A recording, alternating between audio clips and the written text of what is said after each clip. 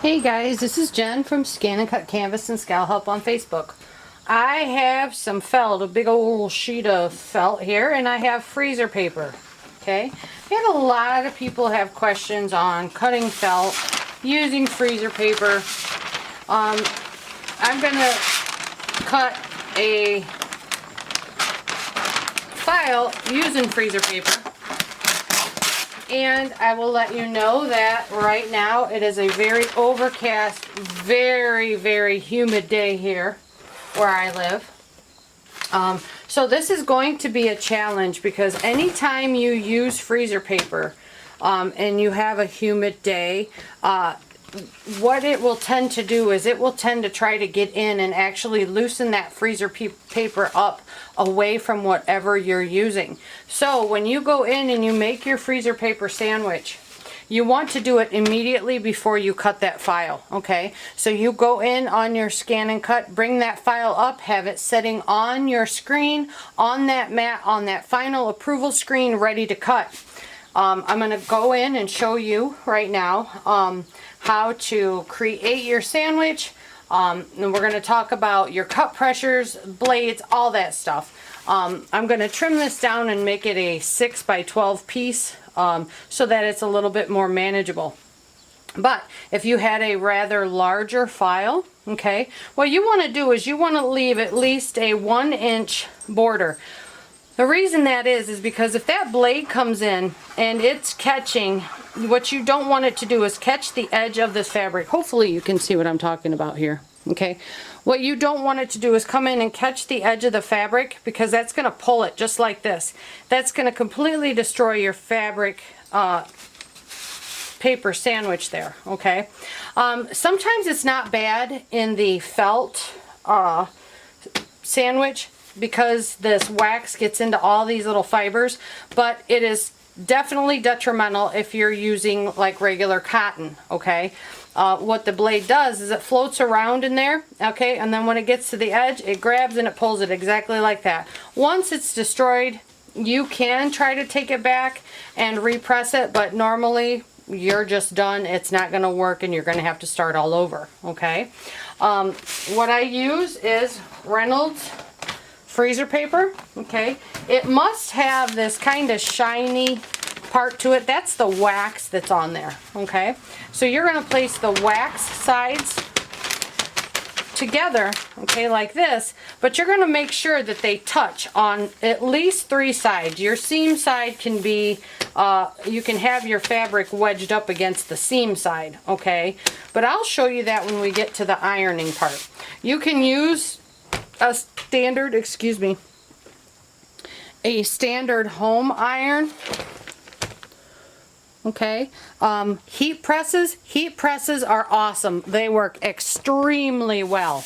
You can do like 305, 310, 315 for like 6 seconds. Whatever you put it in there, when you pull it out, make sure it is cracker crisp and there are absolutely no air pockets in there, okay? You can put it in, okay? So let's say this is your sandwich right here. Okay, hang on. Let me fold this because I want to fold. Make sure it's even. So I even up my edges right here. Make sure those are even. So you can put it in one side, press this side, pull it out, flip it over, and then press that side, okay? And then when it comes out, it should be stiff as a board. No air pockets, no bubbling, okay? So when you hold it up, there shouldn't be any rippling in that paper, all right? Okay, so I'm going to pause this camera here, and I'm going to trim this up, and we're going to get ready to cut. Okay, and if you notice, this is a looser weave than the other video that I had shown you with me cutting the felt. This is a really kind of a lot more open, a lot more loose and relaxed, okay? All right, so what I'm going to do is I'm going to place this in here, okay? And I'm going to butt it right up against that edge. I can actually drop it down quite a bit. I want at least a 1-inch edge right here, okay? So I'm going to put it like that, and I'm going to fold this over, okay? So make sure it's not folded on itself, that the felt is not folded on itself. I'm going to fold it over, and you're going to do this with any type of fabric. So this goes with cottons, whatever you may have. This is not just for felt. This goes for all of the items that you are going to make with your freezer paper fabric sandwich, okay? So I'm kind of killing two birds with one stone with making this video, okay? You can rip off the excess. I'm going to go ahead and cut it off in a minute here. Okay, so I know that right here lays my sandwich, and that is absolutely perfect. Okay, and before I iron, I'm actually going to go ahead and just trim this up a little bit.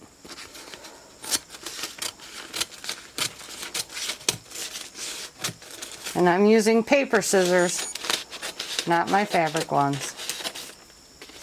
And it doesn't have to be neat and beautiful.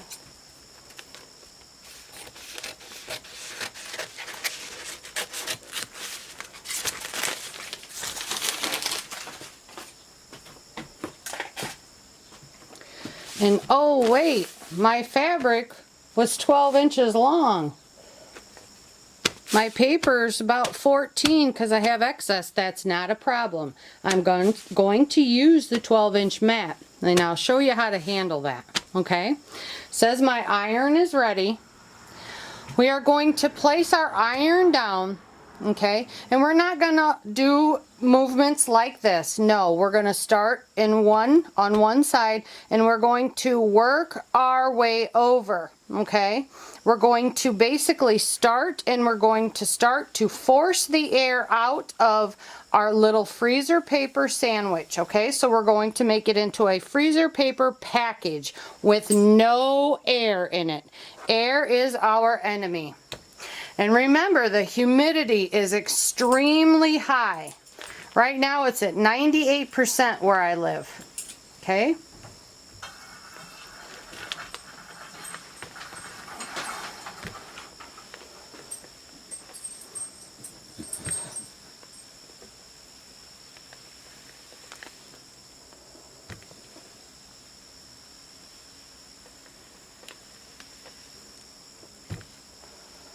It's so humid, my little tut had a 3-hour delay.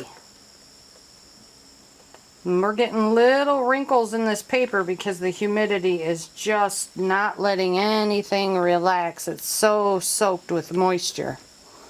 And I thought, what a perfect time to do this video.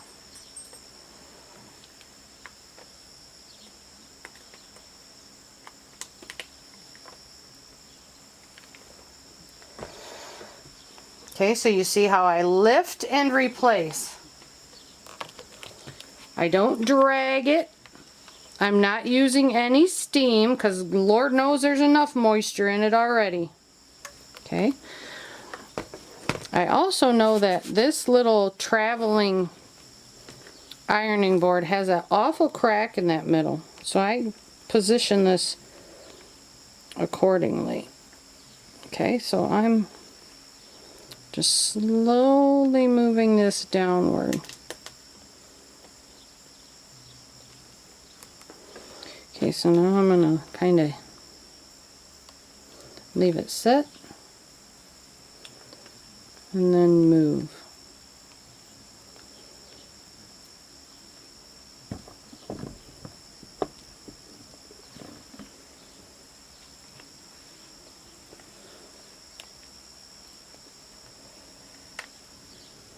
I'm still seeing some bubbles in there. You see how this kind of moves freely? That should not be like that.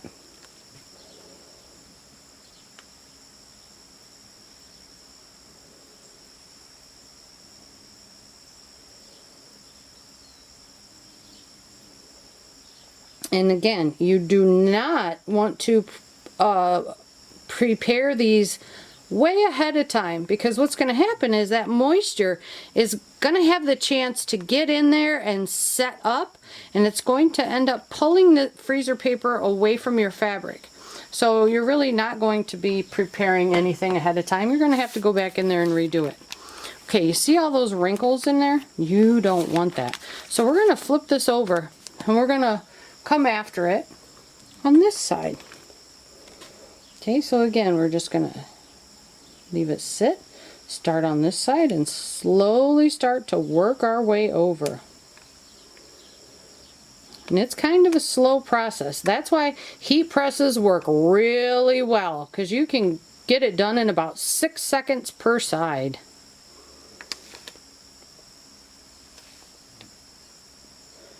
See how nice and stiff that's coming? It's exactly what you want to see.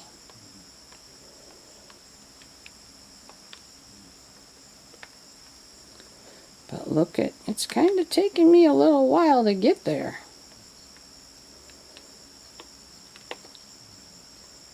But I also know if I want good cuts and I don't want to have to struggle with my machine. Oh, there popped a little one. I gotta come back here and chase it.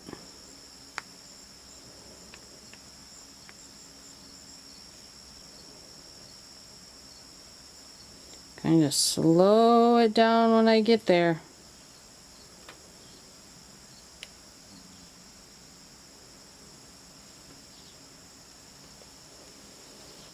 Oh yeah, there's lots of unhappy moisture down here at this end.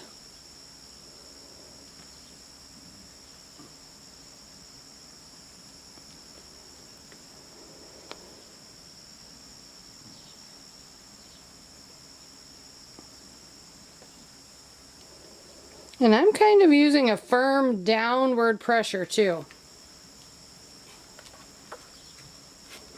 So I'm actually going to flip this because it gets rather unstable here in the middle of my mat.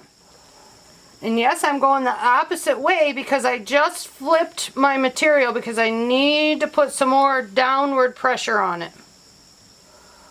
And I can't do that on this side of the mat, or on this side of the board, because I might break it. Oh, much, much better. Okay, there. Now, that is what your freezer paper sandwich should look like. It's nice and stiff. I do have a couple little pockets right there, but yep, it's not in the paper, it's actually the fabric. Okay. I would like to see that get a little more firm, so I'm going to keep, actually I need to work it this way. I'm going to keep working and pressing.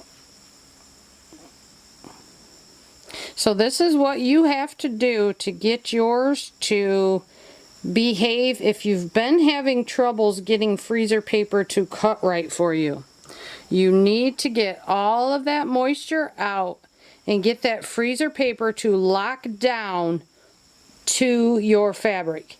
And if it isn't, and it's just floating around, that is probably why you are not getting good cuts. Okay?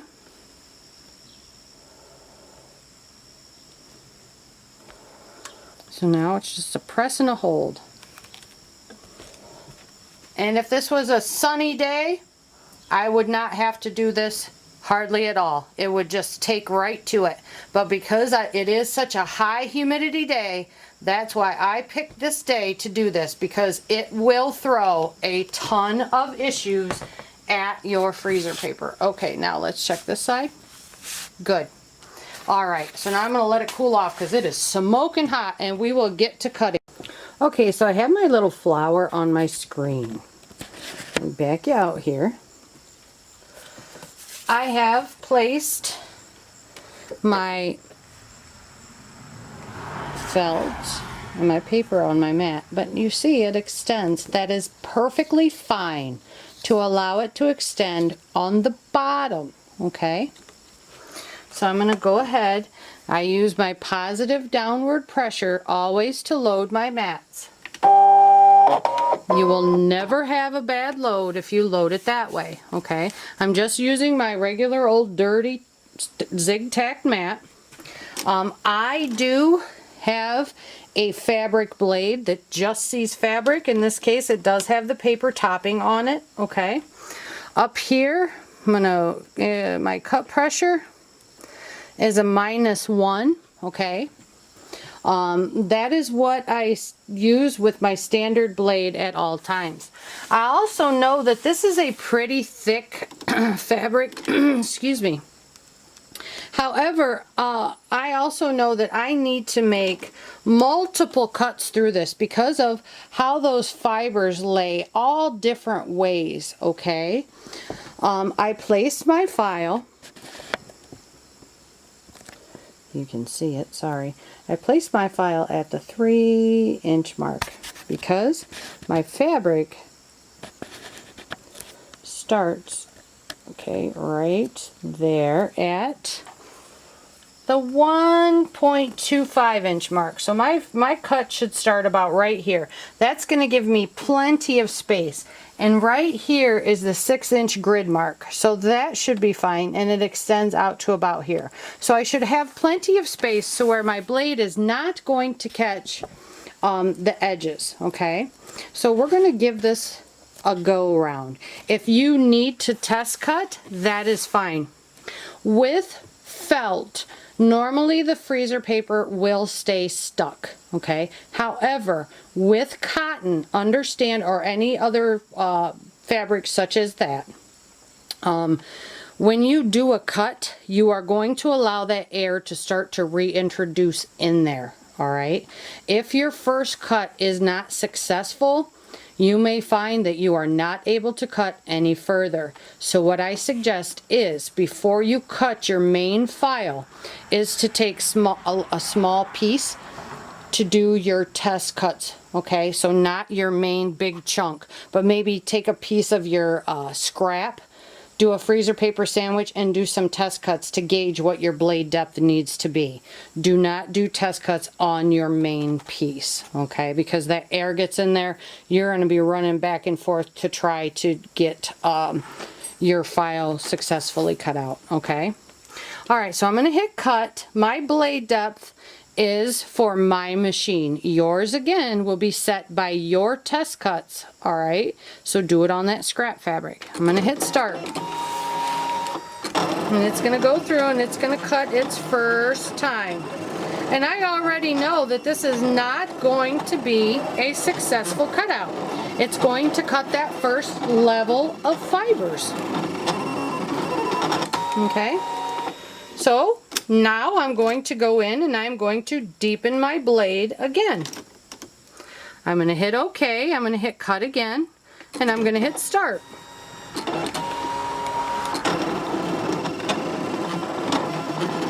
Just let it follow around, and you can hear those fibers snapping in there.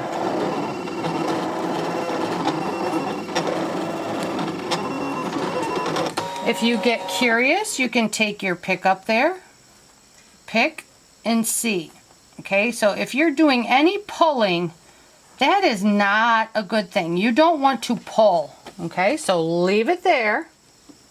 And don't be afraid to hit cut again with the same blade depth and let it go around again. Okay, loosely woven felt can be tricky to cut just because of that, because it's loosely woven. So your blade, as it rolls through there, needs a couple of times to cut appropriately. Okay. Hey, we're starting to cook with gas. That's about it right there. I'm gonna just deepen it just a teensy bit there. Okay. Okay. Oh. Gotta hit cut first. Get so excited. My fingers start doing all kinds of stuff before my brain works. Still hearing some snapping.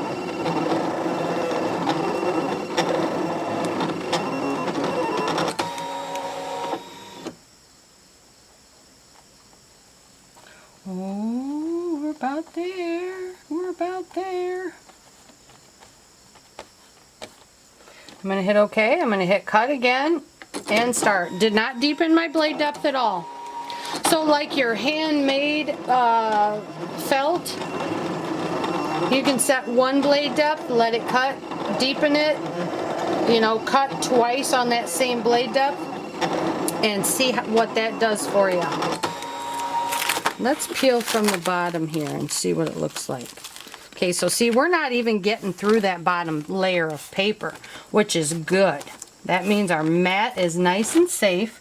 We're not doing any harm to that. Let's see what this looks like. Trying to carefully pull. And this is brand new. Let me show you. This is a brand new pack I ordered from Amazon. So this is something I have never cut before. This is our first trial run. Ooh, that's about it. I better snip this off. I don't want my machine to eat it up and screw up because I'm too anxious. So that is almost there. I'm going to deepen it ever so slightly. And by ever so slightly, I mean by like a little bit thicker than a hair.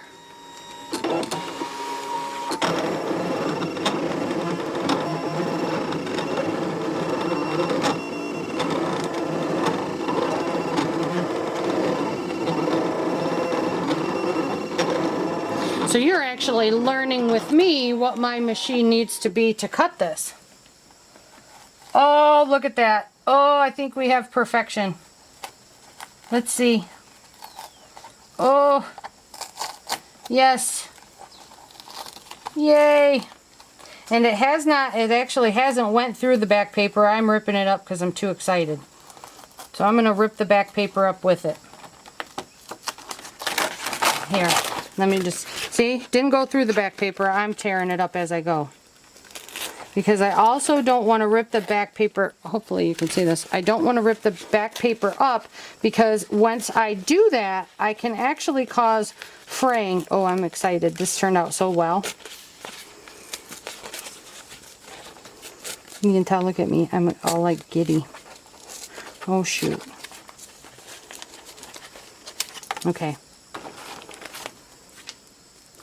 So there is what that looked like. So let me see. If you cannot get your felt to peel off without fuzzing, see how that's fuzzing? I'm going to take you and show you how to do that now. But look at that cut. Hang on, let me bring this in here. Look at that amazing cut on this loose felt, okay? This frayed because I pulled it. I got a little too excited. Okay, but I'm going to show you how to release this on in a minute. Okay, I fired up the iron again. So what I'm going to do is I'm going to heat this up. And you can iron, you can make whatever kind of movement you want on here. What we need to do is we need to reheat that goop that's stuck on there. And if you got iron gloves, use them. I don't. I just got ye old hands.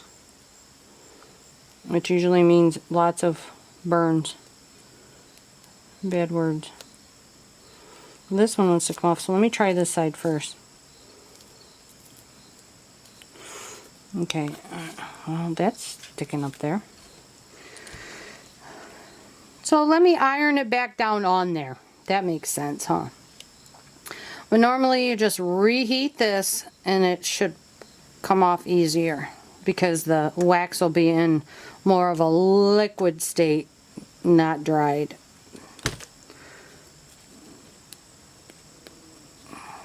There we go. Yep. Much easier to come off. And less gluey. But I think for myself it's easier to use an embossing gun.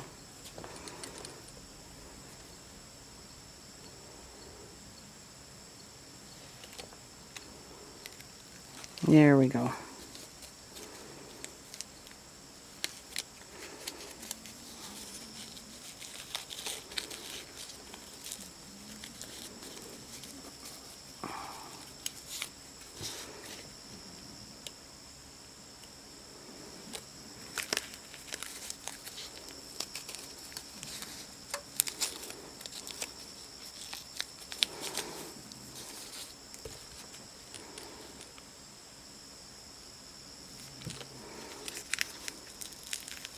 Okay.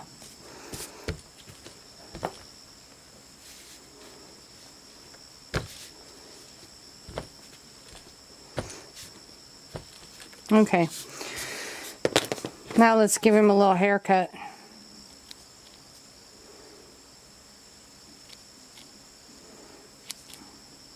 Well, it helps if I had some sharper scissors. These must not be my sewing ones. Okay, so that's what it looks like. Can you see it? Sorry if it's blurry. Okay, so there we go. There's our perfectly cut felt piece on the ScanNCut using freezer paper. And again, this is the looser felt. It's not the tight one that was in that other video about cutting felt, okay? And I wanted to show you one cutting looser freezer or looser felt, and again the freezer paper. And there's the day outside for me. It is a very, very dreary day. Actually, my son just had a 3-hour fog delay. So it is a very high humidity day. It should be raining here any time now. So it is possible to use freezer paper. You just have to understand how to use it correctly. And do not use higher pressure. The higher pressure you use will really create havoc when using freezer paper. Don't believe me? Try it. It does not work well on freezer paper. You will end up with a huge mess, especially when trying to cut this stuff, okay? In class, I can't remember what class it was. Someone wanted to know, so we tried it, and it was an absolute disaster. So we switched to the low pressure, and it cut beautifully. All right, guys, thanks a lot for what? Oh God. Thanks a lot for watching. If you have any questions, please come and find me at ScanNCut, Canvas, and Scal Help on Facebook. Have an awesome day, guys.